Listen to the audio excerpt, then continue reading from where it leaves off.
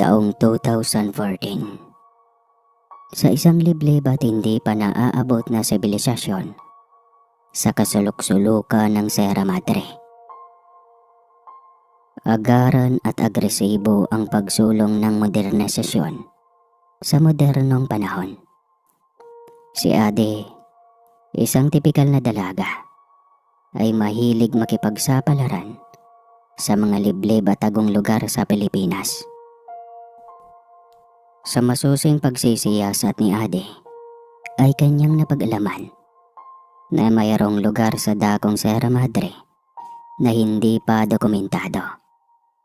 Pahirapan ang pagpunta sa nasabing lugar dahil sa lokasyon nito. May katutubong tribo ang umuukupa sa nasabing lugar. Ang tanging impormasyon lang na nahalungkat ni Ade na namataan sila sa isang aerial survey na isinagawa ng isang pribadong organisasyon. Matagal na hinihintay ni Ade na magkaroon ng malaking break para mabigyan ng pagkilala sa kanyang ginagawa. Sigurado na maging daan iyon kapag nagtagumpay siyang maidokumento ang naturang tribo. Si Ade ay isang manunulat na binabayaran ng isang pribadong kumpanya para maniliksik sa nakatagong yaman, tradisyon at kultura. Trabaho niya ang galugadin ang kasulok-sulukang bahagi ng Pilipinas para makakalap ng makabagong kaalaman. Taon ang inilathala iyon ng kumpanya, kaya naging malaking hamon sa kanya ang gawing kakaiba ang bawat edisyon. Ang nobyo ni Ade na tawagin na lamang natin sa pangalang Natoy ay katulad niya na mahilig umakyat sa matatarik na bundok. Halos lahat ng mga kilalang bundok sa Pilipinas ay nagawa na niyang marating ang tuktok. Bihasa si Natoy sa pagtukoy kung ligtas ba o mapanganib ang aakyatin ng isang bundok. Dahil sa tiwala ni Ade sa kanyang nobyo, ay nagpasya siyang isang guni ang kanyang plano. Inimbitahan niya si Natoy na makipagkita sa kanya sa mismong araw na iyon. Desidido ka ba talaga, Ade, sa plano mo? Ngayon pa lang, ay parangkahan ko nang sasabihin sa'yo na mahirap ang daan paakyat sa lugar na iyon. Idagdag mo pa ang presensya ng mga bandidong grupo na umuukupa sa lugar na iyon. Alam ko na, Ate, ang panganib na kaakibat sa aking gagawin. Subalit, matagal kong hinintay ang pagkakataong ito. Saksi ka kung gaano ako nagpunyagi para magkaroon ng pagkakataon na makilala. Ito na ang pagkakataon, Natoy. Nagdadalawang isip si Natoy na sumang-ayon sa kanyang nobya. Pinangingilagan nilang dumako sa bahaging tinutukoy ni Ade. Ang Sierra Madre ay may sariling mundo na magpahanggang ngayon ay nababalot ng misteryo at kababalaghan. May sulok sa naturang bundok na magpahanggang ngayon ay hindi pa naaabot ng modernong sibilisasyon. Bilang isang manlalakbay, ay naniniwala si Natoy na may mga lugar na nararapat igalang at hayaan na lang itong nakakuble. Magdudulot lamang ito ng panganib at sigalot kapag ginambala. Ano pa nga ba magagawa ko? Alam ko naman na hindi mo ako pakikinggan. Gagawin mo pa rin ang gusto mo. Ang tanging magagawa ko na lang ay suportahan ka sa plano mo. Bigyan mo lang ako ng 2 linggo para matapos ko ang aking trabaho sa opisina. Magpapaalam ako sa aking boss. Naliliban muna ng ilang araw. Papayagan ka kaya? Oo naman. Sasabihin ko sa aking boss na kinukulit mo ako magbakasyon para magkabuo tayo. Sira ulo ka talaga. Sa tingin mo, papayag kaya yan kapag sinabi kong sasamahan kita sa kahibangan mo? Bahala ka. Basta hindi kita pinilit na sumama. Alam na alam mo talaga ang kahinaan ko, no? Sa bagay, supot talaga ako. Agad naman na naaprobahan ang leave ni Natoy. Matagal na siyang pinagtutulakan ng kanyang boss na bumuo ng kanyang pamilya. Sa kanyang edad na 35, ay nag-aalangan pa si Natoy na bumuo ng kanyang pamilya. Pareho sila ni Ade na abala sa kanya-kanyang karera.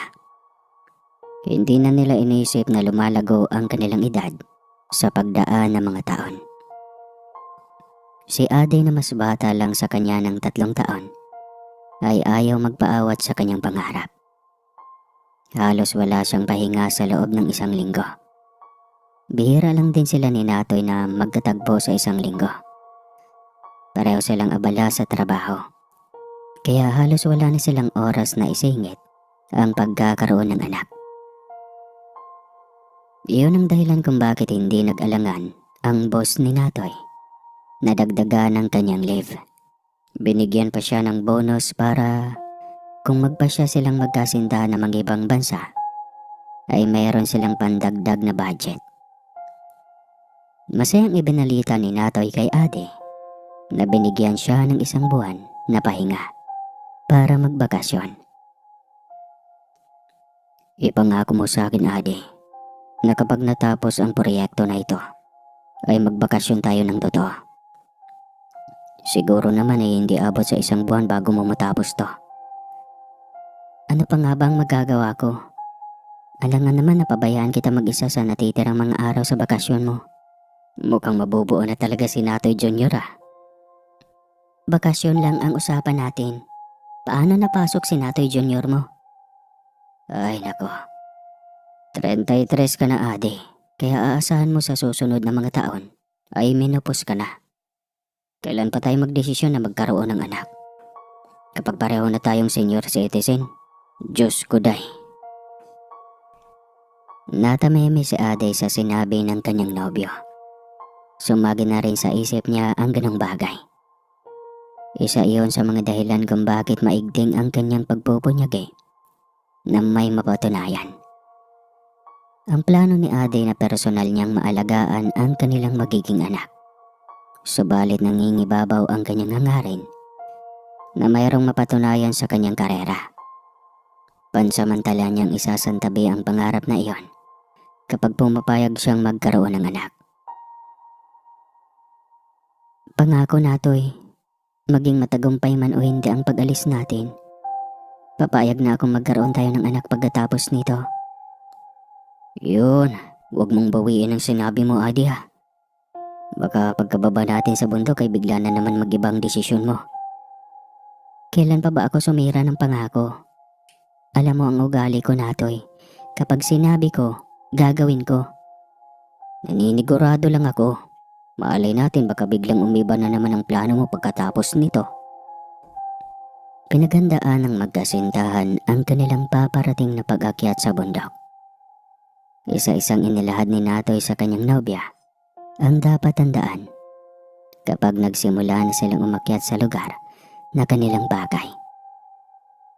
Ang Quezon ang pinakamalapit sa kanilang lugar, kaya nagpasya silang magkasintahan na doon magsisimula sa pagtahak ng daan paakyat. Nagbahatid lang silang dalawa hanggang sa lugar kung saan ay makakayang akyatin ng sasakyan. Sa una ay maayos pang daan na kanilang tinatahak hanggang sa naging pahirapan. Halos 3 oras nilang tinahak ang daan na tinutukoy ng mapa na kanilang sinusundan. Hanggang sa naging pahirapan ang daan at halos wala ng kabahayan na natatanaw. Doon na nagsimulang mag-alala si Natoy. Agad niyang binigyan ng babala si Ade na maging mapagmatsyag sa kanilang paligid.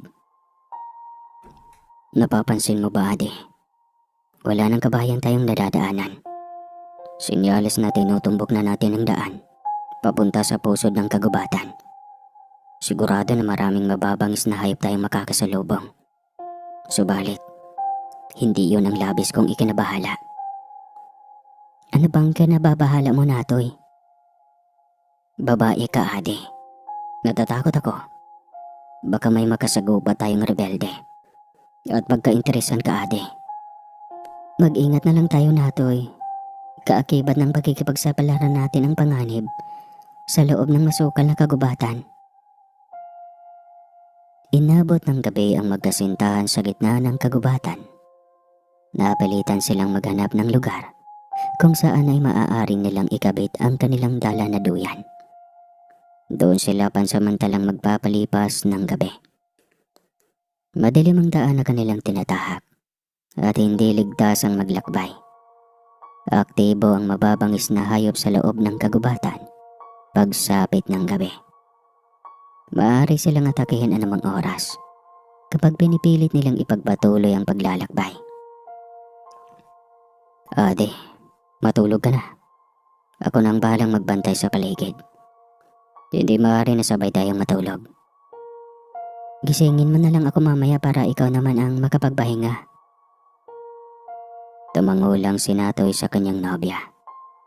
Nagsimulang isalang ni Natoy sa ningas ang kanyang ginawa na maliit na lutuan para magpakulo ng tubig.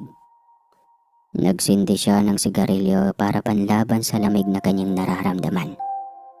Tinapangan niya ang pagtimpla ng kape para malabanan ang antok na nararamdaman. Eksakto ilang minuto ang lumipas sa kalagitnaan ng gabi. Nakaramdam ng takot si Natoy nang maglaglaga ng tuyong mga dahon sa kanilang kinaroroonan. Wala naman silang naririnig na pag-ihip ng hangin, kaya gano'n na lang ang kanyang pagtataka. Agaran niyang hinagilap ang flashlight para ilawan ang buong paligid. Sinipat niya ang naglalaki ang sanga na humaharang sa kanilang kinaroroonan. Wala naman siyang nakikita. Ganoon din ang ginawa niya sa buong paligid. Nagtayuan ang mga balahibo ni Natoy nang may matamaan ang liwanag sa kanyang harapan. Hindi makapaniwala ang binata sa kanyang nakita, kaya kaagad niyang kinusot-kusot ang kanyang mga mata. Isang nilalang na may malagong balahibo at nakalawlaw ang dila. Nakausli ang matutulis na pangil. Tumutulo ang kanyang laway na palatandaang natatakam. Babalasik ang kanyang lumuluwa na mata at pulang-pula ito. Hindi nagsayang ng oras si Natoy. Ginising niya si Ade na kasalukuyang nasa kailaliman ng pagtulog. Ade! Gising! Gumising ka! Wala sa katinuan si Ade nang imulat niya ang kanyang mga mata. Nagtataka ang kanyang isipan kung bakit siya biglang ginising ni Natoy. Iniangat niya ang kanyang katawan para umupo. Hindi na niya nagawang umusisa ng kanyang mabungaran ang nakakatakot na nilalang. Anong klaseng nilalang yan, Natoy? Bakit ganyan ang kanyang wangis? Kumalma ka lang, Ade. Ipunin mo ang iyong lakas. Kapag sinabi kong takbo, tumakbo na tayo hanggat may lupa. Lalo silang nagimbal na ang isang nakakatakot na halimaw sa kanilang harapan ay nadagdagan pa. Ang isa ay naging 2 hanggang sa nagiging 5. Matulis at mahahaba ang nangingitim na kuko ng 5 halimaw. Sigurado na kayang wakwakin ng mga kukong iyon ang kanilang katawan. Bahala na, Ade.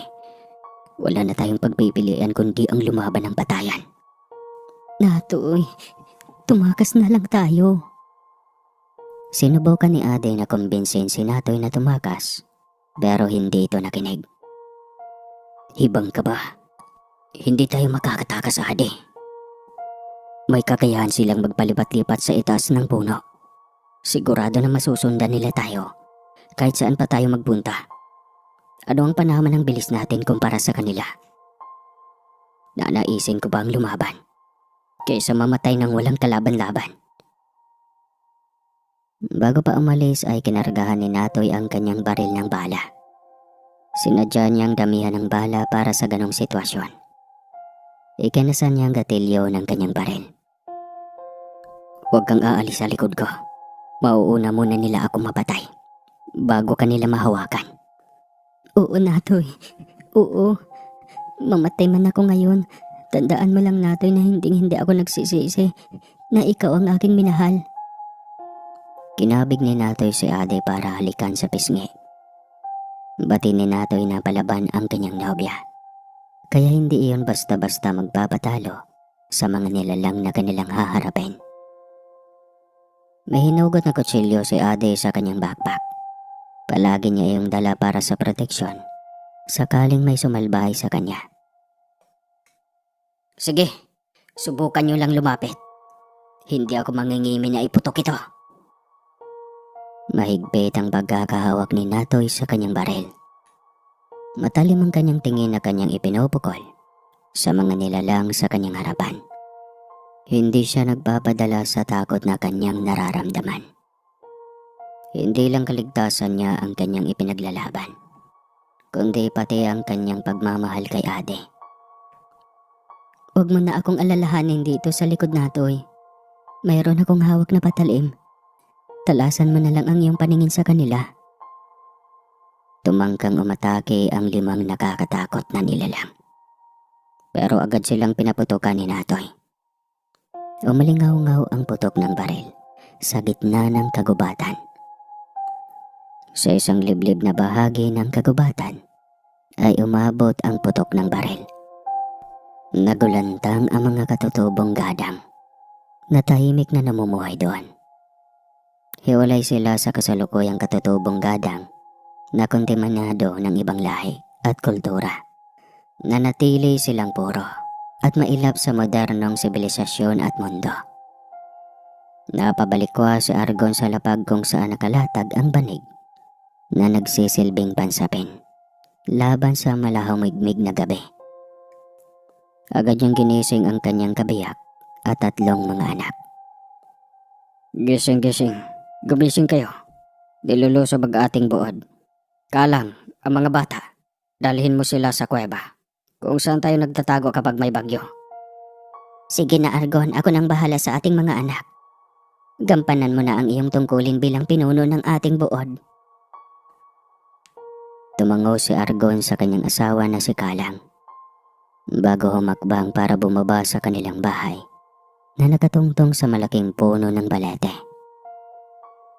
Pinatunog niya ang kanyang hudyat para maipabatid ang kanyang babala.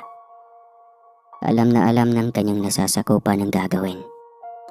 Lahat ng babae at mga bata ay nagsilabasan sa kanilang kubol para tuntunin ang kuweba na nagsisilbing taguan kapag may banta sa kanilang mga buhay.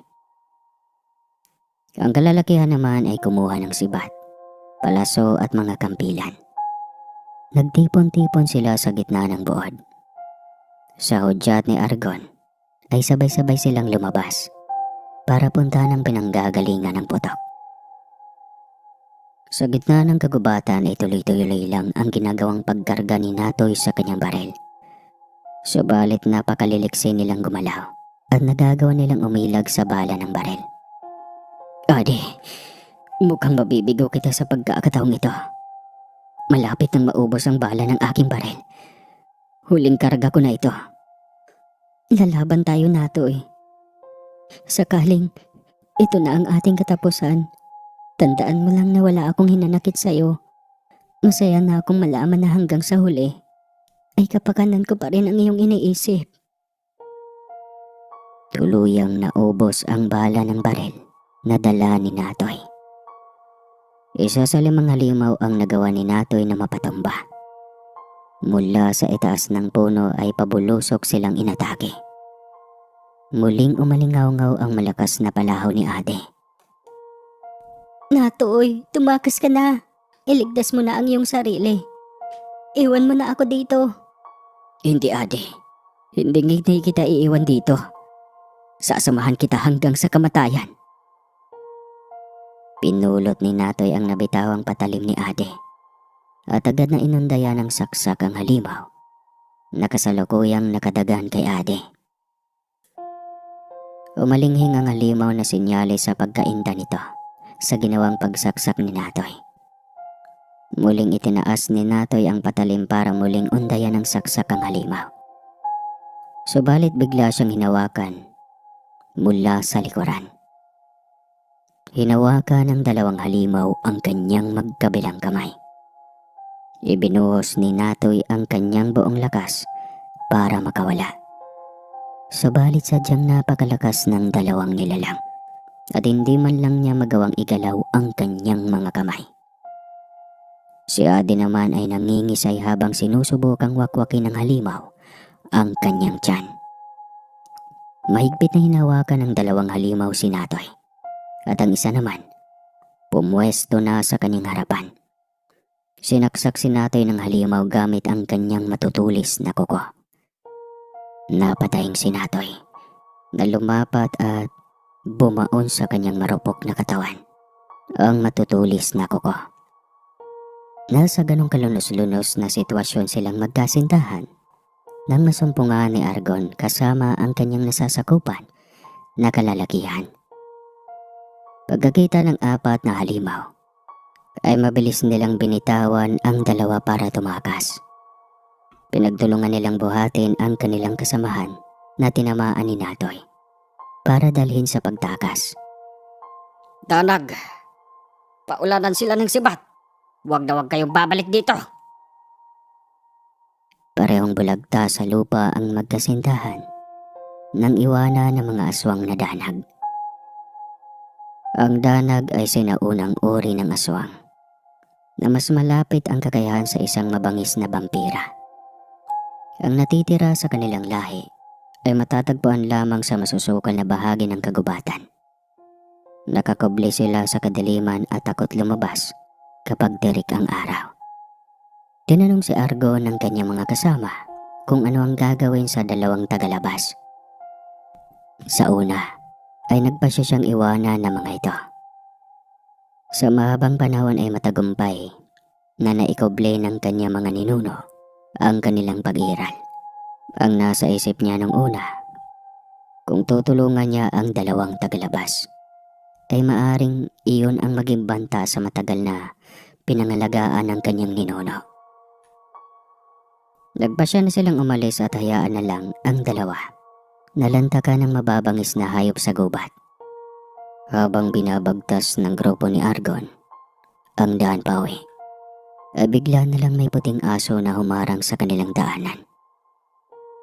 Naniniwala si Argon na may mensahe na nais iparating sa biglaang paglitaw ng kulay puti na asong gubat.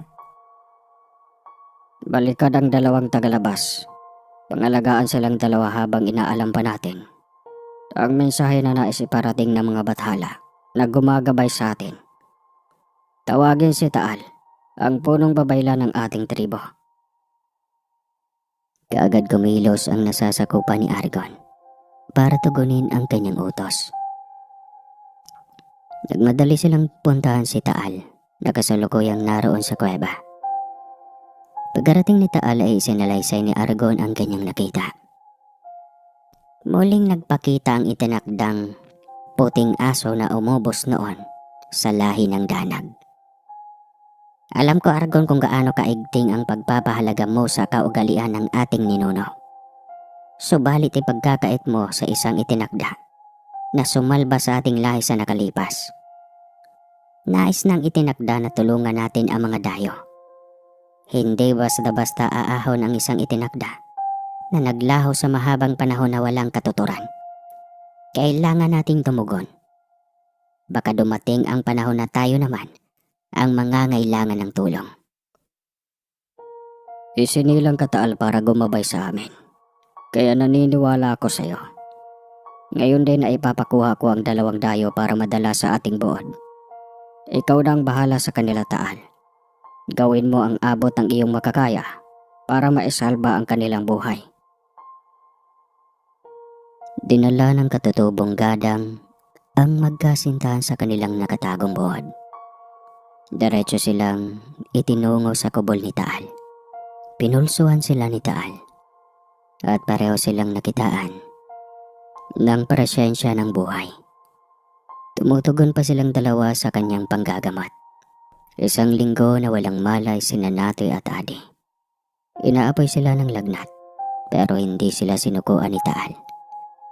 Pagkalipas ng isang linggo ay naunang nagkamalay si Natoy.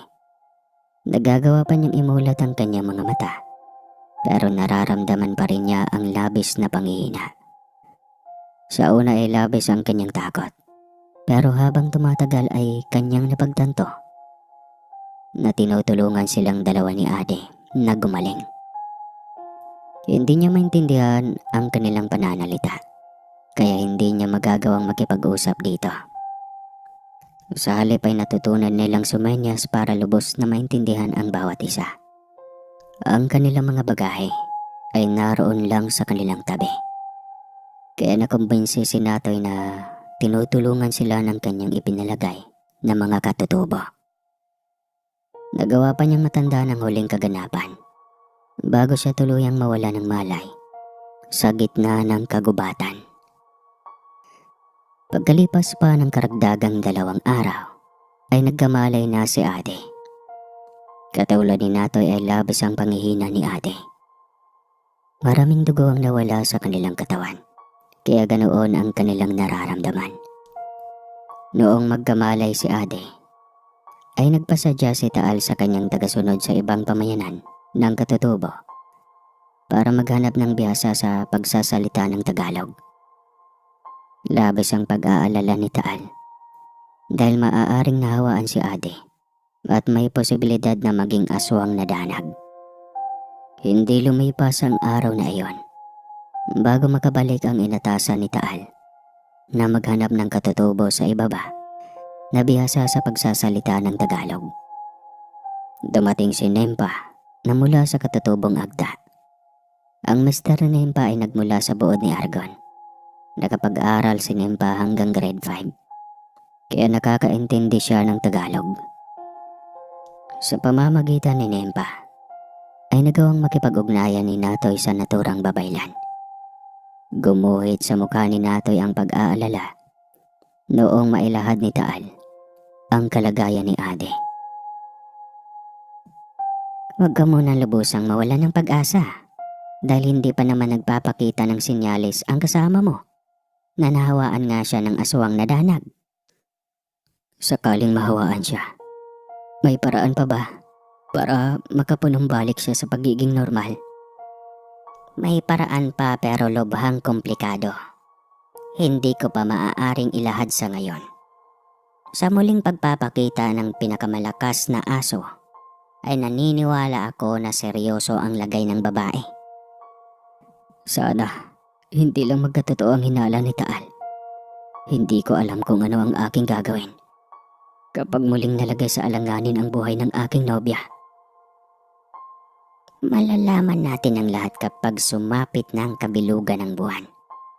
Sa ngayon ay kailangan natin maghintay.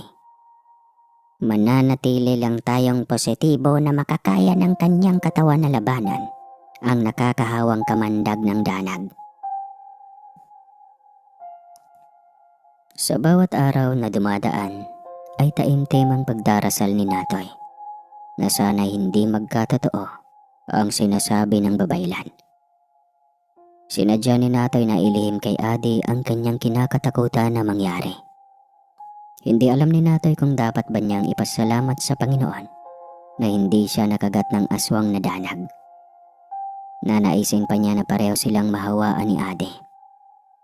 Sakaling magpasya si Taal na kitilan ng buhay si Adi, mas nanaisin niyang samahan ito. Ganoon katindi ang kanyang pagmamahal sa nobya kasi supot siyang lalaki. Subalit mukhang hindi umaayon sa kanilang dalawa ang tadhana. Sa unang gabi pa lang ay nagsimula ng magpakita ang buwan, ay nagpamalas na si Adi ng sinyalis na siya ay nahawaan. Hindi maganda ito. Ngayon pa lang ay nakikitaan ko na siya ng sinyalis na nahawaan ng pagiging aswang. Ano ang mangyayari kapag tuluyan ng naging aswang si Adi Taal? Lubhang mapanganib ang isang aswang na danag. Pinagyabong ng mahabang panahon ang kanilang kamandag. Ang kanilang lahi ay tinitingala sa kanilang hanay. Iginagalang kahit ang mga bangkilan, harimodon at asbo na nahahanay sa mga pinuno ay walang panama kumpara sa mga danag. Ang danag ay ninuno ng mga aswang. Silang pinagmulan. Pinaniniwalaan na sila ang unang nilikha para mapanatili ang balanse ng mundo. Nakasanayan na ng aming ninuno na kapag may naramdamang presensya ng danag, ay agad itong tutugisin para patayin. Maari na ganong kapalaran din ang sasapitin ng nobya mo, binata. Nagmakaawa si Natoy sa babaylan. Nahayaan muna si Ade. Baka nagkakamali lang ito sa mga sinyalis na kanyang nakikita. Mabuti na lamang ay naroon si Nempa na naging daan para maipahayag ni Natoy ang kanyang nais sabihin kay Taal. Sinabi ni Nempa kay Natoy na hanggang nagagawa niyang pakiusapan si Taal ay mananatiling buhay si Ade. Sa kabila ng pagpayag ni Taal na hayaang mabuhay muna si Ade, ay mayroong kondisyon pa rin iyon. Kinailangan na igapo si Ade sa kanyang higaan. Ayaw man aminin ni Natoy sa kanyang sarili, pero hindi mapasubalian ang pagbabago sa pisikal na katawan ni Ade. Nagmistulang humahaba ang kanyang magkabilang ngipin. Unti-unting nagkakaroon ng pangil si Ade. Pero kagaya ng ipinangako ni Taal, ay hahayaan niya si Ade na makaabot sa kabilugan ng buwan. Sumapit ang araw na lubhang kinakatakutan ni Natoy. Ang paglitaw ng pulang buwan na ayon sa paniniwala ng mga matatanda ay lumalakas ang mga alagad ng kadiliman. Aligaga si Natoy at hindi mapalagay habang minamasdan ang kalangitan. Si Ade naman ilang araw nang hindi kumakain. Ayaw niyang malapatan ng kahit ano ang kanyang bibig. Isa iyon sa sinyalis na tinutukoy ni Taal. Katulad ng isang makamandag na ahas, ay ginugutom ang kanyang sarili kapag may pinaghahandaan na kainin. Pagputok ng liwanag mula sa kabilugan ng buwan, ay nagsimulang magwala si Ade. Hindi na magawang itago ni Taal ang kalagayan ng dalaga. Nagtipon-tipon ang mga katutubong gadang sa bungad ng kubol ni Taal. Dinig na dinig nila ang madiing hiyaw at impit na atungal ni Ade. Ayaw man panghimasukan ni Argon ang kaganapan sa kubol ni Taal, pero lumilikha na ito ng takot at pag-aalala sa kanyang nasasakupan. Pumasok si Argon sa kubol ni Taal. Nagulantang ang pinuno sa kanyang nakita sa loob. Nakagapo si Ade sa lapag habang nanlilisik ang mga mata. Tumutulo ang kanyang laway at nakalaylay ang kanyang dila. Nakausli ang kanyang mahaba at matutulis na kuko at pangil. Dadag, naging dadag ang dayo. Taal, ipaliwanag mo sa akin ito. Malakas ang timbre ng boses ni Argon. Halata ang galit at pag-uusig sa kanyang tono. Nananatili namang kalmado ang babaylan. Veterana na si Taal sa mga ganong tagpo. Hindi siya maaaring magpatinag kay Argon. Madabong ang kanyang kaalaman kumpara sa pinuno na halos inapo lang niya kung tutuusin. Hinintay ko talaga ang paglitaw ng pulang buwan para mapatunayan ko ang aking hinala. Sa ngayon ay pinapaubaya ko na sa iyo, Argon, ang pagpapasya. Kumpirmado, nahawaan ng pagiging aswang na danag ang dayo. Nung malaman ni Natoy mula kay Nempa ang sinabi ng babaylan, ay bigla siyang nanghina. May ideya na siya sa susunod na magaganap. Sinubukan ni Natoy na magmakaawa na hayaan lang silang umalis. Subalit imposibleng mapagbigyan ang kanyang kahilingan. Magiging malaking banta si Ade na hindi lang sa mga katutubo kundi sa sangkatauhan. Ayaw ni Argon na magiging hadlang pa si Natoy sa pagpapataw ng kamatayan kay Ade. Kaya agaran niyang ipinag-utos na pansamantalang igapos ang binata. Sinubukan pa ni Natoy na manlaban, pero wala siyang nagawa sa dami ng tauhan ni Argon. Sa mismong gabi na iyon ay inilabas si Ade para sunugin. Nakahanda na ang pinagpatong-patong na tuyong kahoy para silaban ito. Iginapo si Ade sa gitna para sunugin. Si Natoy naman ay naroon sa kubo na kagapos lang. Walang nagawa ang kanyang pagsigaw dahil buo na ang desisyon ni Argon. Si Taal naman ay nagsasagawa ng ritual para isumamo ang mga bathala sa kalangitan. Humihingi siya ng gabay kung ano ang kanyang nararapat gawin. Nung hawak na ni Argon ang sulo na kanyang gagamitin sa pagsiga ng mga tuyong kahoy, itinapon niya ang sulo na sumilab sa mga panggatong na naroon. Mabilis na kumalat ang apoy na unti-unting lumalakas at papalapit kay Ade. Nagulantang ang mga katutubong gadang na naroon nang kanilang marinig ang malakas na atungal ng asong gubat. Lalo silang namangha nang muling magpakita ang puting aso. Tumatakbo ito ng mabilis papunta sa kinaroroonan ni Ade.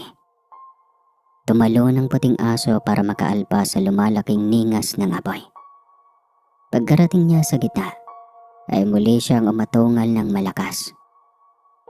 At pagkatapos nito, ay may himalang nangyayari. Bumuhos ang napakalakas na ulan, dahilan para maapula kaagad ang apoy. Nagsitakbuhan ng mga gadang para maapula ang apoy. Naiwan sa gitna si Taal para makipag-ugnayan sa puting aso. Tumagal ang kanilang pagkikipag-ugnayan. Tumila lamang ang ulan nung lumisa ng puting aso. Pagdating sa mga tugda, pangitain at sinyalis ng kalikasan, hindi nang hihimasok si Argon. Dahil aminado siya na walang kakayahan para lubos na maintindihan iyon. Sa katunayan, ay nakadepende kay Taal kung paano iyon ipaliwanag. Ibalik sa aking kubol ang babae na hinawaan ng aswang na danag. Delobyo ang kaakibat kapag itinuloy natin ang pagkitil sa kanyang buhay. Ang itinakdang puting aso na mismo ang nagbibigay babala na may kaakibat na parusa kapag itinuloy natin ito. Sundin ang utos ng babaylan. Sapat na ang ating nasaksihan na patunay para sumunod sa kanyang sinasabi. Agarang kumilos ang mga tauhan ni Argon para pagtulungang ibalik si Ade sa loob ng kanyang kubol. Lalong hinigpitan ang kanyang pagkatali at mayroong inatasan sa pagbabantay. Si Natoy naman ay kinalaga ng tali at masinsinang kinausap ni Taal sa pamamagitan ni Nempa. Abot langit naman ang pasasalamat ni Natoy dahil hindi natuloy ang pagpatay kay Ade. Tama ka, binatang tagalabas. Dahil may paraan na muling manumbalik sa katinuan ang nobya mo. Subalit lubhang napakadelikado ang proseso. Iyon ang dahilan kung bakit kita kinausap ng masinsinan. Handa ka bang itaya ang iyong buhay para iligtas ang iyong nobya? Handa akong gawin ang lahat para lamang bumalik sa normal ang aking nobya, Taal. Buhay ko ay ang aking ibibigay para lamang gumaling siya. Sadyang dakila at busilak ang iyong pagmamahal, binata. Humanda ka kung ganon, dahil sa susunod na mga araw ay gagawin natin ang sinasabi kong paraan. Inilahad ng babayla na walang gamot mula sa mundo ng mga tao ang maaaring makapagpagaling kay Ade. Subalit mayroong umiiral na mundo kung saan lahat ng imposible ay nagagawa ng paraan. Ayon kay Taal na doon matatagpuan ni Natoy sa mundo ng mga engkanto ang kasagutan. Paano ako makakapunta sa tinutukoy mo na mundo ng mga engkanto, Taal? Maliban sa biringan na tirahan ng mga engkantong dalakit nun, ay mayroong syudad na mga engkanto na bihira lang mapasok ng tao. Hindi sila katulad ng mga dalagit na mahilig dumukot ng mga mortal para maging asawa o gawing alipin. Ang engkantong lusay ay hindi nakikipag-ugnayan sa mga mortal. Nakapinid ang kanilang lagusan sa mahabang panahon. May isang alamat akong narinig na umano ay alam na mga rebelde na nagpupugad sa bungad ng lagusan. Ang malaking hamon kung paano mo iyon magagawa. Sigurado na hindi ka sasantuhin ng mga rebelde. Maaari ka nilang mapatay bago mo pa magawang makalapit sa kanilang teritoryo. Hindi na bali, Taal. Mamatay man ako basta susubukan ko. Handa akong sumuong sa panganib. Kahit kamatayan ko pa, para kay Ade. Bukas na bukas din ay ihahatid ka namin sa daan papunta sa tinutukoy ko na kuta ng mga rebelde. Ipangako mo lang sa akin na walang may makakaalam kung saan kami nakatira. Huwag mo sanang baliwalain ang mga tulong na ginawa ko sa inyo binata. Ipinapangako ko po, Taal, na wala akong impormasyon na sasabihin sa tagalabas. Panghahawakan ko binata ang pangako mo. Bilang kapalit ay pangangalagaan ko ang iyong nobya. Hihintayin ko ang iyong pagbabalik. Ipapanalangin ko na maging matagumpay ang iyong paglalakbay papunta sa syudad ng mga engkantong Lusay. Halos kalahating araw na paglalakbay ang kailangang bunuin para marating ang tinutukoy ni Taal na landas papunta sa kuta ng mga rebelde. Pagkarating doon ay nagpaalam na si Taal na hanggang bungad lang ang maaaring paghatiran sa kanya. Isang araw pa ang nilakad ni Natoy bago siya may matanaw na mga usok. Nagmumula iyon sa likod ng nagtatayugang puno ng kawayan. Magkahalong pagod, gutom at pagkauhaw ang kanyang nararamdaman. Pinipilit pa rin ni Natoy na magpatuloy sa paglalakad. Sumuot siya sa madabong na puno ng kawayan. Tiniis niyang matutulis na tinik na sumusugat sa kanyang balat, pati ang kanyang katin na nararamdaman. Nasa gitna na siya ng kawayanan nang bigla siyang matapilok. Inakala ni Natoy na natalisod lang siya sa bato, pero hindi ganoon ang sumunod na nangyari. Biglang may lumipad na sibat at tumama iyon sa kanyang balikat. Mabuti na lang at nagawa niyang umiwas ng konti. Dumaplis pa rin iyon kahit papano, dahil kung nagkataon ay sa puso niya mismo iyon tumama. Daplis man ang kanyang tama pero ramdam na ramdam niya ang hapde at kirot nito. Akmapasa na siyang hahakbang para magpatuloy sa paglalakad nang biglang may lumipad ulit na mga sibat. Tumama iyon sa kanyang binteng isa, dahilan para mapaluhod siya sa lupa. Ramdam na ramdam niya ang pag-agos ng sariwang dugo sa kanyang natamong mga sugat. Narinig niya ang mga yabag na papalapit sa kanyang kinaroroonan. Mga lalaking naglalakihan ang tumambad sa kanyang harapan. Mahahaba ang buhok, animoy mga barabas. May hawak silang mga patalim at sibat. Napakatalim ng tingin na ipinupukol sa kanya. Nararamdaman ni Natoy na parang binabalatan siya ng buhay. Isang matandang dumating at katulad ng mga nauna ay matikas pa rin ang pangangatawan. Nagniningas ang kanyang mga mata na halatang galit. Pangahas, alam mo ba kung ano ang pinapasok mo? Pagod ka na bang mabuhay? Kamatayan lang ang sasapitin mo dito. Sana hindi ka na nangahas na pumasok dito. Tapusin na yan. Akma na sanang tatagain ang ulo ni Natoy para pugutan. Sumigaw siya ng buong lakas at tumagulgol sa pag-iyak. Wag. Wag. Maawa kayo. Hayaan mo muna akong magsalita bago niyo ko patayin. May dahilan kung bakit ako naparito. Ipagpatawad niyo kung nagambala ko ang inyong pananahimik. Wala akong masama na intensyon sa pagpasok dito. Siguro ay naramdaman ng leader na pangalanan na lang nating Gandula. Ang maapaw na damdamin ni Natoy habang isinasambit ang pagmamakaawa. Mabilis na lumingon si Gandula at agarang inawat ang nakatakdang pupugot kay Natoy. Hayaan siyang makapagsalita. Binitawan nila si Natoy at muling nasalampak ito na itinulak sa lupa. Pinilit ni Natoy na muling bumalik sa pagluhod habang nakikipag-usap kay Gandula. Ipinagtapat ni Natoy ang kanyang dahilan kung bakit siya umabot doon. Maliban na lang sa impormasyon na maliban sa mga katutubong gadang na nagkalat sa Sierra Madre, ay mayroon pang nakatago sa kasulok-sulukan ng bundok.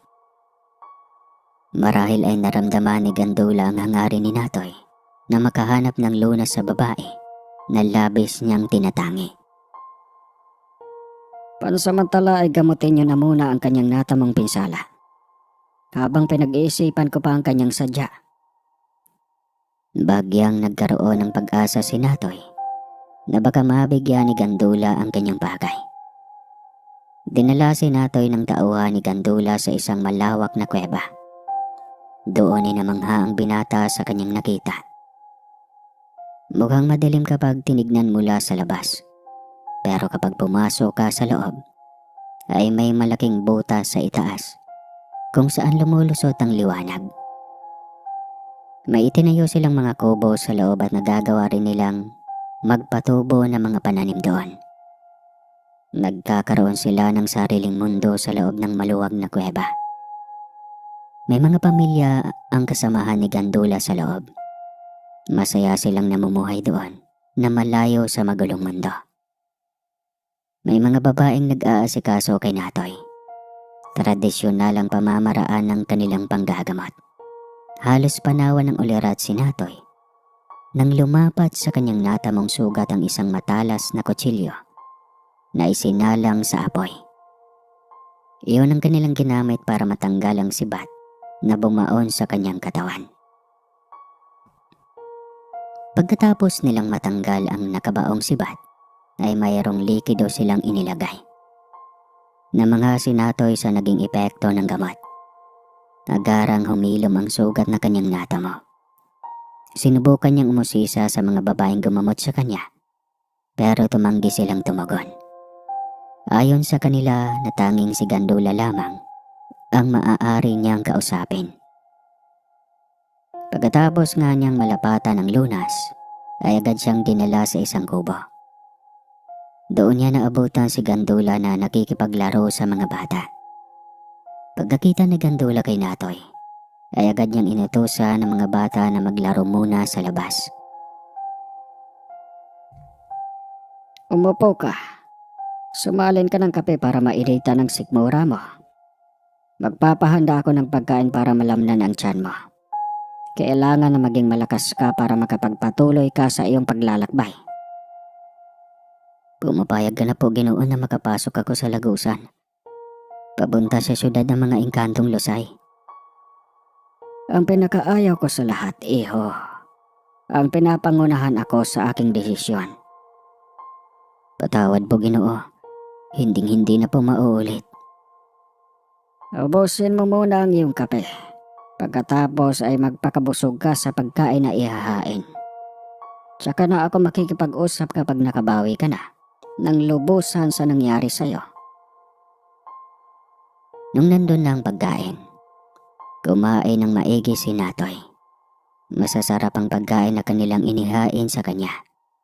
Pagkatapos ay nagsimula na siyang kausapin ni Gandula.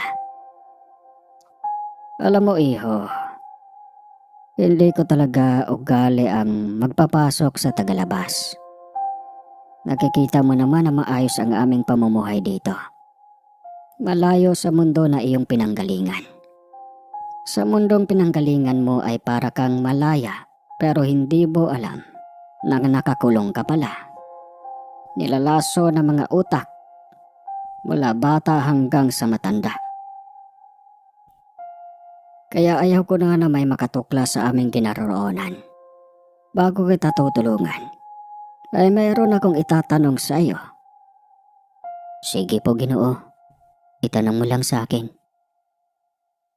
May papangako mo ba sa akin na kapag hinayaan kitang mabuhay, ay hinding-hindi mo ipagsasabi kanino man ang aming kinaroroonan?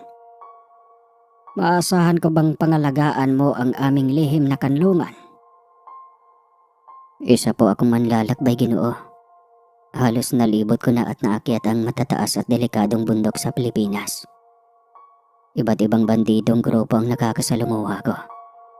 Kahit minsan ay hindi ako nagkaroon ng sigalot sa kanila. Naniniwala ako na may katuturan kung bakit sila umabot sa ganong kalagayan. Sino ako para husgahan ang kanilang ipinaglalaban?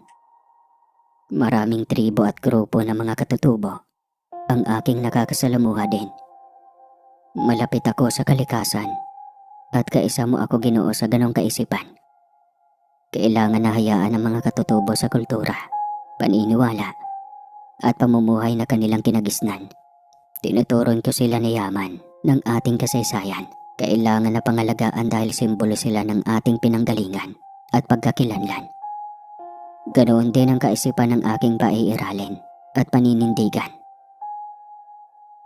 Lalo mo kong pinahanga, iho, sa iyong tinuran.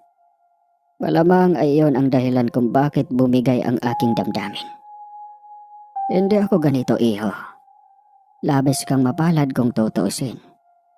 Ikaw pa lang ang tagalabas na hinayaan kong mabuhay pagkatapos matuklasan ang aming kanlungan. Bago ko ipagkaloob sa iyo ang aking tulong, kailangan mo munang sumasa ilalim sa sanduguan. Mahigpit ko lang na ipaalala sa iyo, iho, na sagrado ang ganong ritual. Magiging isa ka sa amin at ikaw ay tuturing ko na isang anak.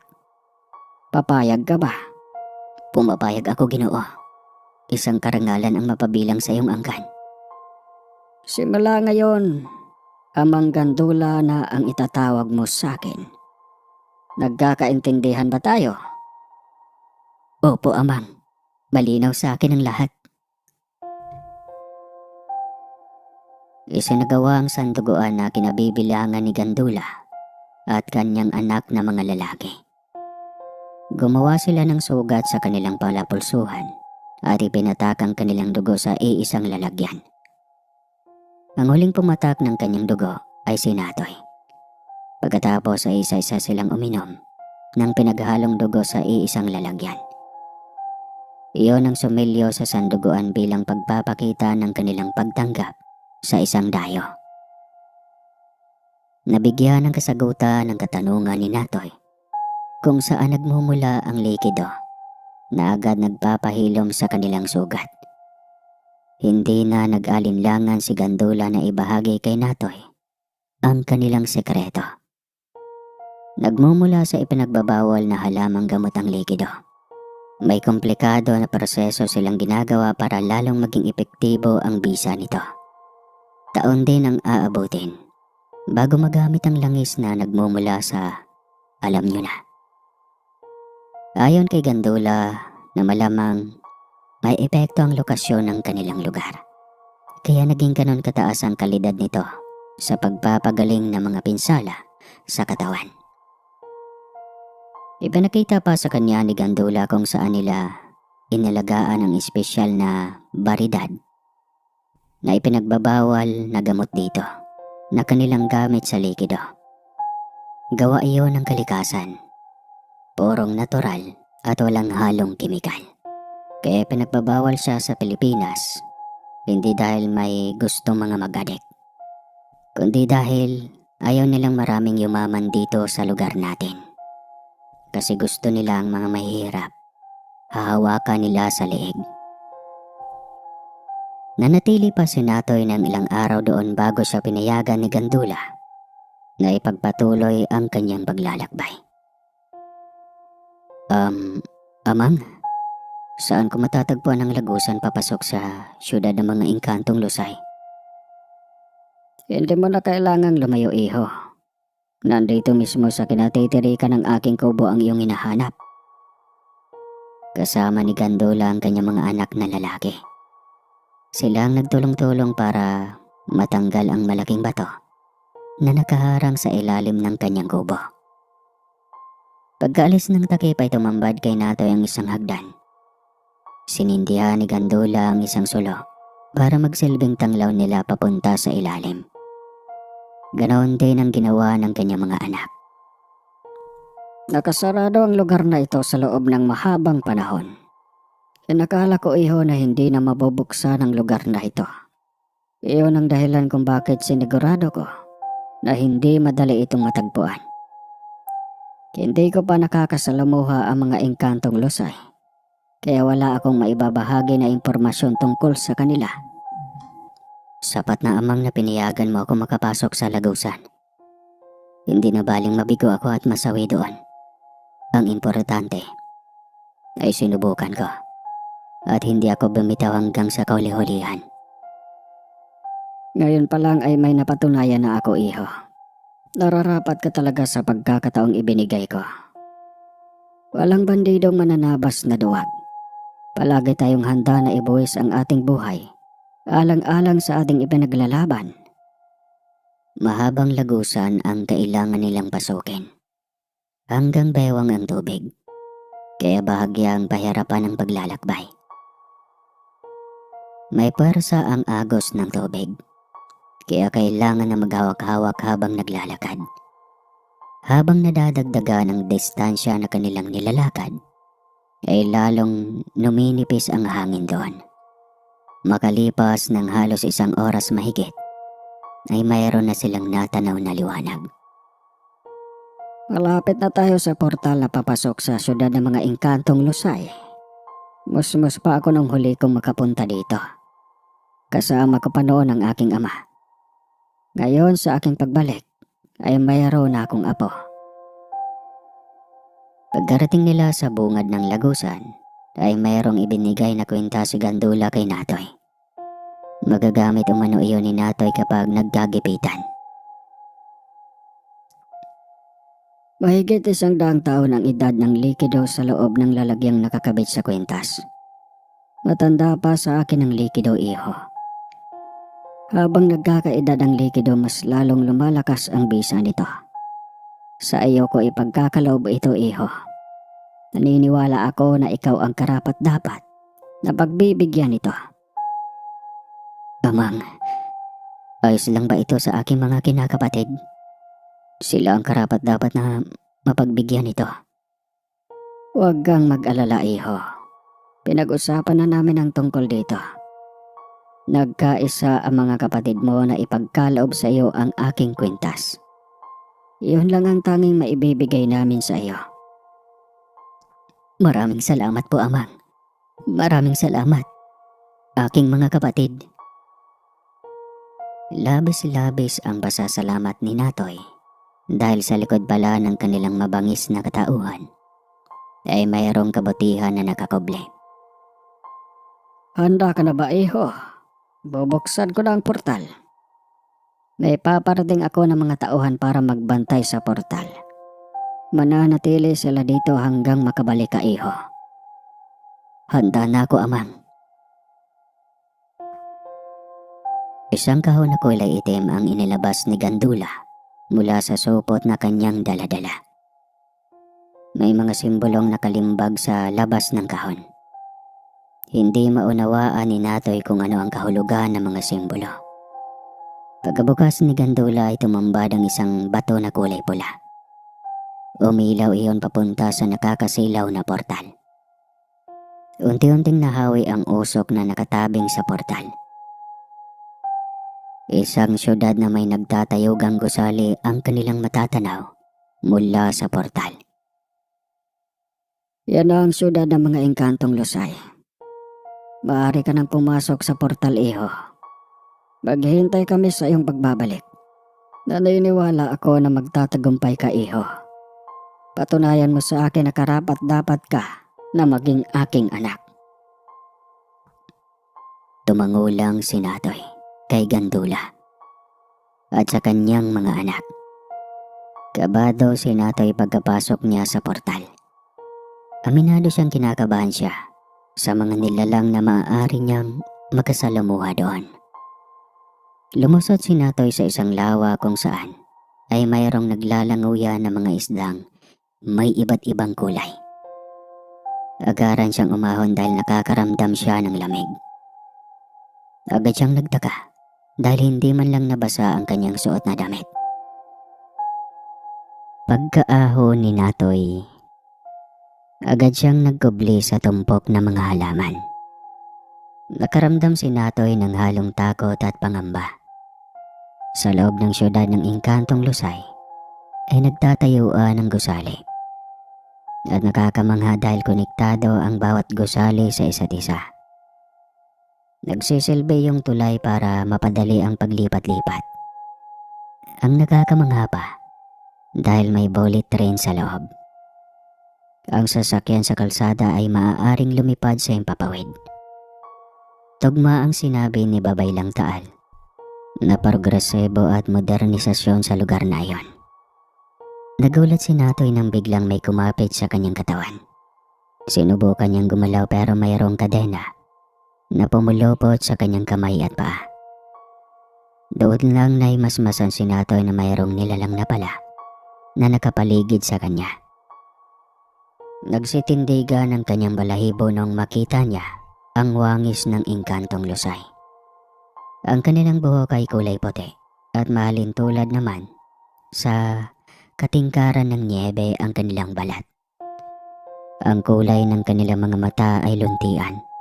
Sa malayuan ay mapagkakamalan silang banyaga maliban sa laki ng kanilang tenga. Lumulusot sa kanilang buhok ang sukat ng kanilang tenga. Moderno ang kanilang kagamitan. Sa katunayan na hindi na nila kailangang lapitan si Natoy para mahuli. Meron silang armas na may kakayahang magpakawala ng mismong bakal na nakatali sa kamay at paa ni Natoy. Hindi makawala si Natoy, kaya wala siyang kalaban-laban nang sapilitan siyang kinakaladkad. Dinala si Natoy sa magarang gusali. Ang muebles ay binuo sa pamamagitan ng ginto. Ang buong gusali naman ay ginawa sa samot-saring uri ng mamahaling bato. Dinala nila si Natoy sa loob upang iharap sa kanilang pinuno.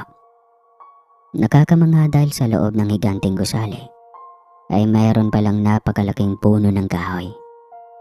May iisang bunga lang ito na kulay ginto. Isang mortal. Anong ginagawa ng isang mortal sa aking kaharian? Paano ka nakapasok? Ramdam na ramdam ni Natoy ang otoridad ni Ebs habang nagsasalita. Mabigat ang presensya ng naturang hari na lalong nagpadagdag sa tensyon na nararamdaman ni Natoy.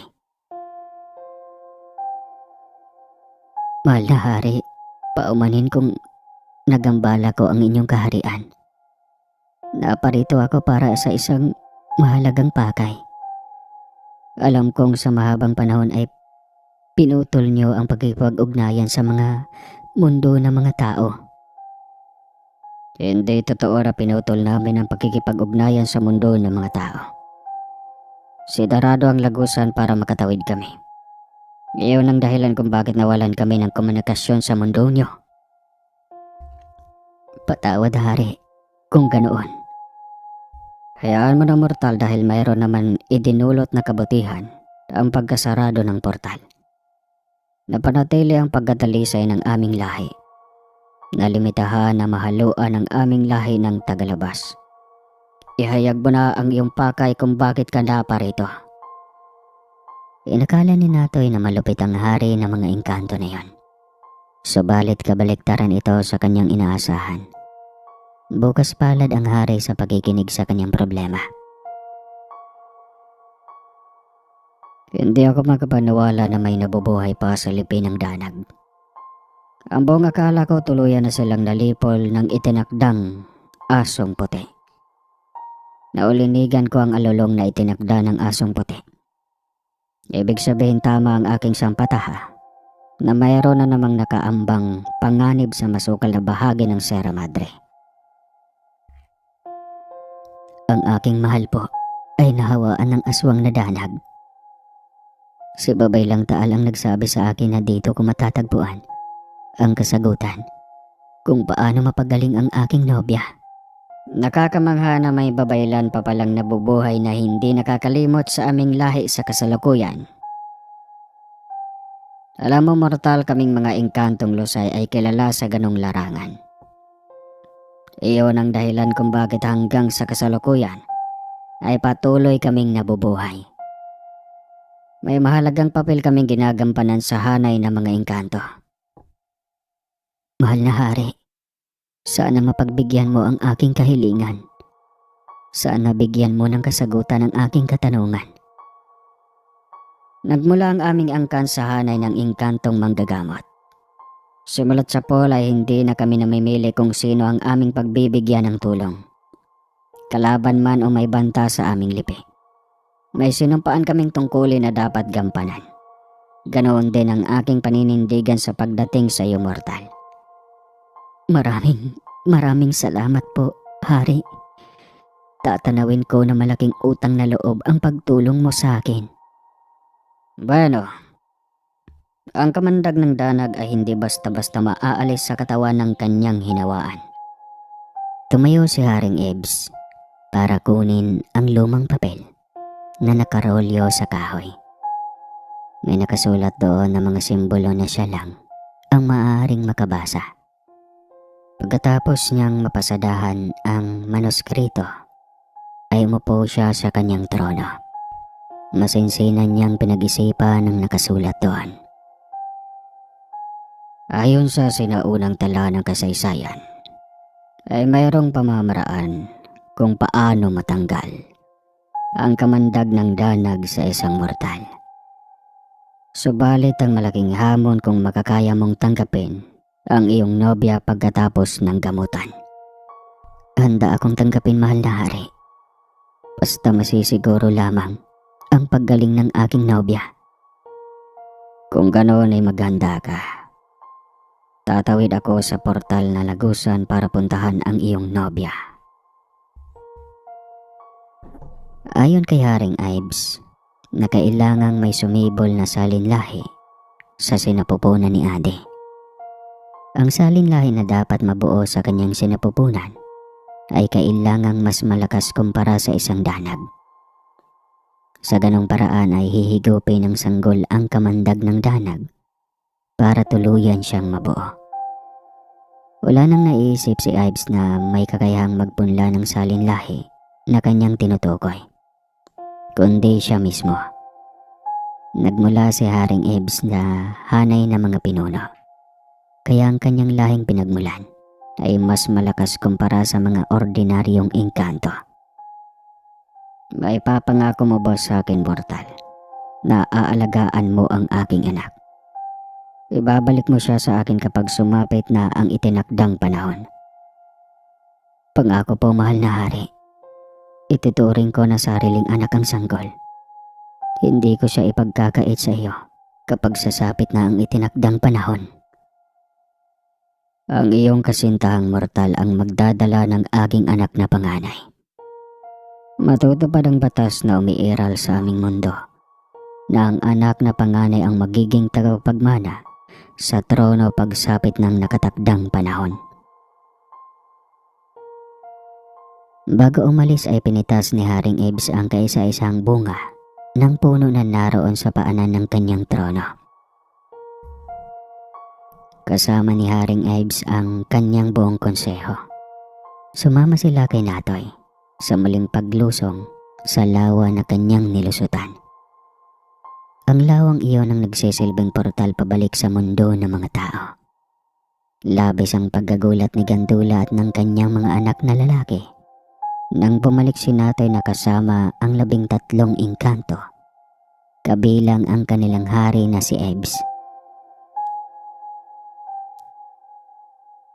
Ipinaliwanag ni Natoy sa kanyang ama-amahan ang dahilan kung bakit kasama niya ang hari at ang kanyang buong konseho. Lubos naman na naiintindihan ni Gandula kung bakit kinakailangan ni Natoy isama pabalik ang mga engkantong lusay. Bago umalis ay nagkasundo si Haring Ives at Gandula na magmula sa araw na iyon ay muling bubuksan ang lagusan. Bilang tanda ng kanilang alyansa ay nangako si Haring Ives na maaaring tumawid si Gandula sa portal kapag dumating ang panahon na kailangan niya ng tulong mula sa hari ng mga engkantong lusay. Agad naglakbay si Natoy pabalik sa buod ni Aragon kasama si Haring Ives at ang kanyang konseho. Sumama sa kanila si Gandula at ang kanyang mga anak na lalaki. bilang pagpapakita ng matatag na alyansa. Pagkatapos kong maipunla sa sinapupunan ng iyong nobya ang aking salinlahi, tutugisin ng aking konseho ang natitirang lahi ng mga danag. Malaki silang banta sa pagkalipol ng sangkatauhan. Hindi lang mga mortal ang mga manib. Kapag tuluyang masira ang pagkabalanse ng mundo, kami mismo ay maaapektuhan. Kapag kalikasan na mismo ang tumugon para punan iyon. Pagkarating ni Natoy sa buod ni Argon, ay nag-alangan pa itong papasukin ang grupo ni Gandula at Haring Ebs.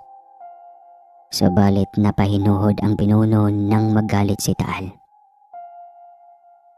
Lapastangan! Alam mo ba, Argon, kung sino ang kaharap mo? Siya si Haring Ebs, ang pinuno ng mga engkantong lusay, kasama ang kanyang makapangyarihang konseho. Kaagad namang nagpakumbaba si Argon at humingi ng despensa kay Haring Ebs. Lubos naman iyong naiintindihan ng hari dahil nabatid niya at naramdaman ng takot na bumabagabag sa pinuno. Huwag kang mag-alala. Narito kami para maghatid ng agarang tulong. Taliwas ang aming pakay sa inyong iniisip. Hindi kami magtatagal. Pagkatapos ko mapagaling ang nobya ng mortal na nangahas pumasok sa aking kaharian, ay agad kaming tatalima paalis. Ang aking konseho na ang bahalang tumugi sa natitirang lahi ng mga danag. Kailangan na bago kami umalis, ay nalipol na ang natitira sa kanilang lahi. Nagbigay daan si Argon para hayahay na maisagawa ni Haring Ebs ang kanyang pakay. Inatasan ni Haring Ebs si Taal na buksan ang gintong bunga ng prutas na kanyang pinita sa mismong puno na naroon sa paanan ng kanyang trono. Kinuha ni Taal ang kaisa-isang gintong buto at ipinalunok ito kay Ade. Hinawakan ni Haring Ebs ang dalawang kamay ni Ade para ipunla sa katawan ng babaeng mortal ang kanyang magiging anak. Habang lumalaki ang anak ko sa kanyang sinapupunan, ay unti-unti siyang gagaling. Ingatan mo na ito ang aking anak, dahil sa kanya nakasalalay ang kinabukasan ng aming lipi. Kapag hindi mo iningatan yon, mananagot ka sa akin. Kagaya ng ipinangako ko, Haring Ebs, hindi kita bibiguin. Habang isinasagawa ni Haring Ebs ang gamutan, ay kasalukuyang tinutugis naman ng kanyang konseho ang natitira mga lipi ng danag. Sinamahan sila ni Gandula at ang kanyang mga anak sa pagtugis. Doon nila natagpuan ang natitirang lahi ng mga danag sa isang madilim at hindi naaabot ng liwanag na kuweba. Tinalian sila ng mga engkantong lusay para iharap kay Haring Ebs pagsapit ng dilim. Nagtipon-tipo ng mga katutubong gadang para saksihan ang gagawing paghahatol ni Haring Ebs sa natitirang lahi ng danag. Naghanda ang lugar kung saan gaganapin ang paghahatol. Kagaya sa sinaunang pamamaraan ay susunugin ang mga danag hanggang sa magiging abo. Sinimula na ang pagsusunog ng biglang may narinig silang alulong na mga asong gubat. Ang itinakda. Muling nagpakita ang itinakda. Hinayaan ni Haring Ebs na magpapatuloy ang paghahatol, subalit biglang bumuhos ang malakas na ulan, dahilan para mamatay ang ningas ng apoy. Ano ang ibig sabihin na naman ito, Haring Ebs? Bakit napatay ang apoy? Ayaw nang itinakda na parusahan natin ang lahi ng mga danag. Naniniwala ka ba, Babayla, na may mas malalim pa na dahilan? Abangan na lang natin kung ano ang susunod na mangyayari. Tugma ang sampatahan ng hari dahil biglang nagpakita ang itinakda. Sa pagkakataong iyon ay may mga kasama na siya mga asong gubat na kulay puti din. Pagkakita ng alpa nila sa hari ng mga engkantong lusay, ay nagpakawala ito ng sunod-sunod na alulong. Iyon ang kanyang pamamaraan para maipaabot ang kanyang paggalang. Isa-isang kinalagaan ng mga asong gubat ang nakataling danag para pakawalan. Hindi sumalungat si Haring Ebs na gawin iyon ng mga asong gubat. Ano ang kanilang ginagawa? Bakit nila pinakawalan ang mga sugapang aswang? Binalingan lang ng itinakda si Taal at muling itinuloy ang pagpapakawala sa mga aswang na danag. Habang si Haring Ives naman ay kalmadong nakatayo lang sa harapan. Nararamdaman ng hari ang pagkadismaya ng babaylan, kaya agad niya itong sinabihan para maliwanagan. Ang mundo ay hindi lang ginawa para sa mga tao, engkanto at hayop. Alam mo ba, babaylan, ang danag ay isa sa mga nilalang nakasabayan sa mga naunang paglalang. Lubos ko nang naiintindihan kung bakit sila hinayaan ng itinakda na mabuhay. Ipaliwanag mo sa akin, Haring Ives, dahil hindi ko talaga maintindihan. Ngumiti lang ang hari bago muling magsalita. Hindi maaring mawala ng tuluyan ng mga danag. Mawawala sa balanse ang mundo kapag tuluyang naglaho ang kanilang lahi. Bahagi sila ng unang paglalang, kaya nararapat lang na mabigyan ang kanilang lahi ng puwang. May dahilan kung bakit sila isinama ng Bathala sa kanyang pagbuo sa perpektong mundo. Tulad lang din sa mga magagandang lugar sa mundo, kailangan lagyan ng mga hayop na mababangis na banta sa mga tao para hindi abusuhin ang ating mundo. Ngayon ay lubos mo na ba akong nauunawaan? Maaaring ang mga danag na iyon ang tanging natitira sa kanilang lipi. Iyon ang dahilan kung bakit kinakailangan ng itinakda na muling magbakita. Huwag kang matakot, babaylan, dahil sigurado na hindi pababayaan ng itinakda ang mga danag. Hanggat nakabantay ang itinakda, ay hindi sila magiging banta sa sangkatauhan. May dahilan ng lahat kaya nagaganap. Ang itinakda ay nagiging tagatugda ng kapalaran. Nagsisilbi siyang gabay para matupad ang nakatakdang mangyayari. Maaari mo bang ipaliwanag sa akin, mahal na hari, kung bakit kinakailangan niyang pangalagaan ng tagalabas na babae? Hanggang ngayon ay patuloy iyong bumabagabag sa aking isipan. Naniniwala ako na lahat ng bagay ay may dahilan. Ang tanong ko, kung ano ang kanyang dahilan kung bakit niya iyon ginawa. Muling ngumiti ang hari para ipaliwanag sa babaylan kung paano iyon nangyari. Malawak ang kaalaman ng hari at may kapasidad siyang pagdugtungin ang mga pangyayari sa kanyang paligid.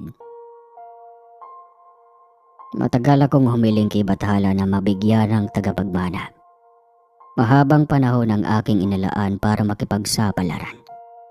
Huli na ang bunga ng puno ng kakambal ng aking diwa ang ipinakain ko sa babaeng mortal na yon. Iyon na ang huli kong pag-asa na magkaroon ng tagapagmana. Sa tuwina ay palagi akong nabibigong magkaroon ng tagapagmana. Maraming babaeng lusay ang sumubok na makisiping sa akin. Lahat sila ay nabibigo na mabigyan ako ng tagapagmana. Sa totoo lang ay sadyang mapagbiro ang tadhana. Sino mag-aakala ng aking tagapagmana ay sanggol pa lang ay mayroon ng buhay na maililigtas. Tagkaroon ng katuturan ang kanyang buhay bago siya ipanganak. Siya mismo ang nagsalba sa kanyang tunay na ina. Ganon pala yun. Lubos ko nang naintindihan ang lahat, Haring Ives. Tadhana ang nagdala sa magkasintahan kaya napadpad sila dito. Natumbok mo rin, babaylan. Ano ang plano mo, hari, sa magiging ina ng anak mo? Wala akong balak na tangayin siya para isama sa aking pagbalik. Hayaan ko ang aking tagapagmana na lumaki sa mundo ng mga tao. Tadhana na ang bahala na dumala sa kanya pabalik sa aking kaharian. Labis-labis ang paghanga ko sa iyo, Haring Ives. Sana lahat ng pinonong engkanto ay kagaya mo. Ginawa ko lang, babaylan, ang nararapat. Hindi natin kailangang pangunahan ng tadhana. Magkukusang hihinog ang panahon para ibalik ang bawat lalang sa nararapat nitong kalalagyan. Matapos magpasalamat, ay isinama ni Natoy si Adi sa kuweba kung saan nakatira si Gandula. Humiling si Haring Ebs na hayaan silang saksihan ang pagsilang ng kanyang tagapagmana. Pumayag naman si Natoy dahil iyon lang ang maaari niyang igante sa kabutihan ng hari. Habang lumalaki ang tiyan ni Ade, ay unti-unting nanumbalik ang kanyang katinuan. Nawawala ang bakas ng kanyang pagiging danag hanggang sa sumapit na ang kabuwanan niya ng pagdadalang tao ni Ade. Kabilugan ng buwan nung dumaing si Ade ng pamamanhid ng kanyang balakang. Nagmadali si Gandula na pumaraon sa lagusan para tumawid. Kailangan niyang ipaalam kay Ebs ang napipintong pagluwal ni Ade ng kanyang tagapagmana. Subalit, bago pa makatawid si Gandula ay iniluwanan ng portal si Ebs kasama ng kanyang konseho. Nagmadali silang umahon sa portal para saksiyan ang pagluwal sa sanggol na nakatakdang maging prinsipe ng mga engkantong lusay. Si Haring Ebs mismo na madabong ang kalaman sa medisina ang nagkusang umalalay para mailuwal ang kanyang tagapagmana. Pagkalabas ng sanggol ay agad na nagrehistro ang kasiyahan sa mukha ng hari. Ang aking tagapagmana, ang aking anak. Subalit labis ang pagtataka ni Natoy dahil hindi hinahawakan ni Haring Ebs ang kanyang anak. Haring Ebs, bakit ayaw mong hawakan ang iyong anak?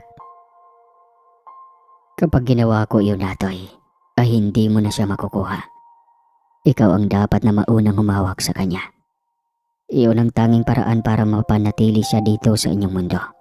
Sige na, Natoy. Kargahin mo na siya. Hinawakan ni Natoy ang sanggol na kasalukuyang hindi na naputol ang inunan. Labis ang pagkagulat ni Natoy dahil biglang nagbago ang kulay ng sanggol at naging kapareho sa kulay at wangis na mga mortal.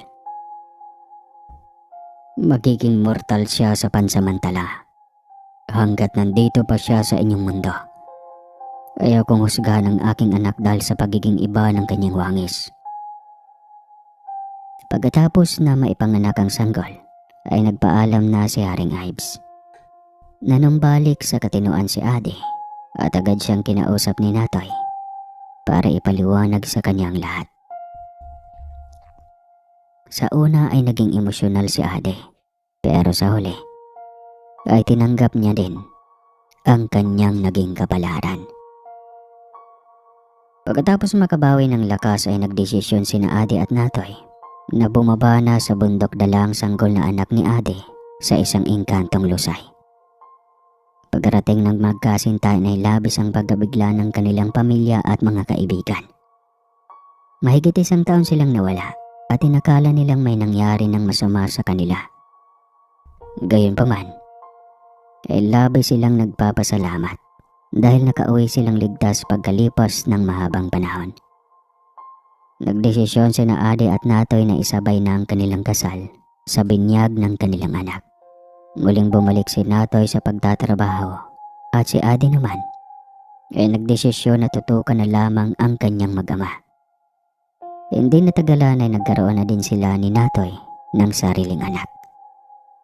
Kagaya ng pangako ni Natoy na ituring niya na sariling anak ang tagapagmana ng hari. Naging matagumpay na maidokumento ni Ade ang lihim na tribo sa Sierra Madre.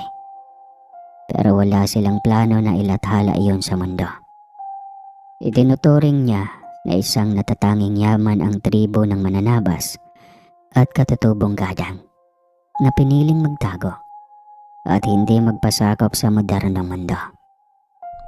Ang yaman na kanyang itatago at pangangalagaan hanggang sa kauli-hulihang yugto ng kanyang buhay. Hanggang dito na lang po ang kwentong ito. Wakas ng kwento hanggang sa muli.